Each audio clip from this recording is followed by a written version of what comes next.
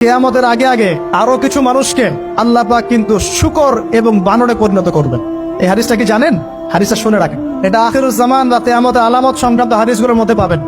আল্লাহ রাসূল সাল্লাল্লাহু আলাইহি ওয়াসাল্লাম বলেছেন, কিয়ামতের আগে আগে আমার উম্মতের মধ্যে, ভালো করে শোনেন, কিয়ামতের আগে আগে আমার উম্মতের মধ্যে একদল মানুষ বের হবে যারা মদ পানকে হালাল মনে করবে। কাকে? মদ পান করাকে হালাল মনে করবে। যারা বাদ্যযন্ত্র, গায়িকা, নায়িকা এগুলো নিয়ে নর্তকী নাচাবে রাতের বেলা, এগুলোকে হালাল মনে করবে। যারা অশ্লীলতা, বেহায়াপনাকে জায়েজ করে নিবে, ঠিক আছে, এরকম কয়েকটা পাপের কথা বলে নবীজি বলছেন একদিন সকালবেলা আল্লাহ পাক তাদেরকে ঘৃণিত বানরে পরিণত করবে। এটা হবে সামনে, কখন কিভাবে হবে আল্লাহ ভালো জানেন। এবার আমি কনসেপ্টে চলে আসি। এই যে পৃথিবীতে নেমে আসলাম, তাহলে আমরা কোত্থেকে আসছি ভাই? আমরা কি পৃথিবীর অধিবাসী ছিলাম? আমরা জান্নাতে ছিলাম, ওখান থেকে আল্লাহ পাক পাঠিয়েছে। এবার পৃথিবীতে এসে আদম আলাইহিস সালামের যুগে খুব একটা দুর্ঘটনা ঘটে নাই, একটা ঘটেছে। কয়টা? একটা। ভাই হাবিলের কোরবানি কবুল হয়, কাবিলের অন্তর্দাহ হয়, জ্বালা হয়। কেন হাবিলেরটা কবুল হবে, কাবিলের কেন হচ্ছে না? এই হিংসার বশবর্তী হয়ে কাবিল হাবিলকে হত্যা করে ফেলে। হত্যা করে লাশটা দাফন করার পদ্ধতিও তার জানা ছিল না। আল্লাহ কাককে পাঠালেন, কাককে দেখে সে শিখলো। প্রথম দুর্ঘটনা হচ্ছে হাবিল কাবিলের দুর্ঘটনা। বলে রাখি, আজকেও নিজের ভাইয়ের বেশে বহু কাবিল মুসলিম সমাজের মধ্যে ঘুরে বেড়ায়। নিজের ভাইয়ের লেবাসে, পোশাকে, সুরতেই বহু কাবিল এখনো কিন্তু মুসলিম সমাজে ঘুরে বেড়ায়। তো আমরা কাবিলদেরকে কাবিলের পরিণতি সম্পর্কে সচেতন করতে চাই। হাবিল বলেছিল, তুমি যদি আমাকে মারতে আসো, আমি তোমাকে মারার জন্য হাত বাড়াবো না।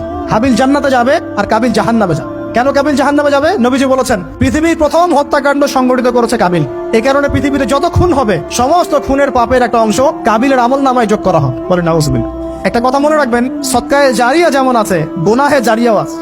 একটা মদের দোকান দিয়েছেন, যত মানুষ মদ খাচ্ছে, সমস্ত গোনার একটা অংশ আপনার কাঁধে আসছে। সিনেমা হল করেছেন, মানুষ সারাদিন নেকটা ছবি দেখে, নগ্ন ছবি দেখে, যত মানুষ এখানে পাপ করবে, সমস্ত পাপের একটা অংশ আপনার কাঁধে যাবে।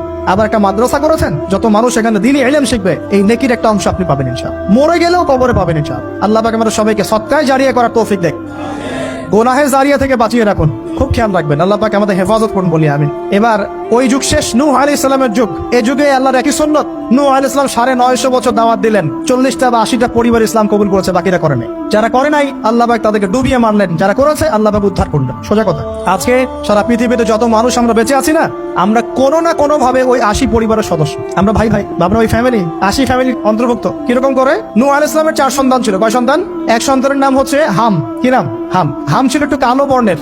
হামকে দিয়ে আফ্রিকার কন্টিনেন্টে যত মানুষ দেখছেন ব্ল্যাক স্কিনের, কালো স্কিন, এরা সবাই হামের বংশধর। মজা না বিষয়টা? মানুষের অস্তিত্ব পৃথিবীতে, ইতিহাস, এগুলো খুব ইন্টারেস্টিং টপিক। ইতিহাস পড়তে থাকলে আপনি ডুবে যাবেন। কত কিছু বিশ্ব হয়েছে আর কত কিছু হবে সামনে।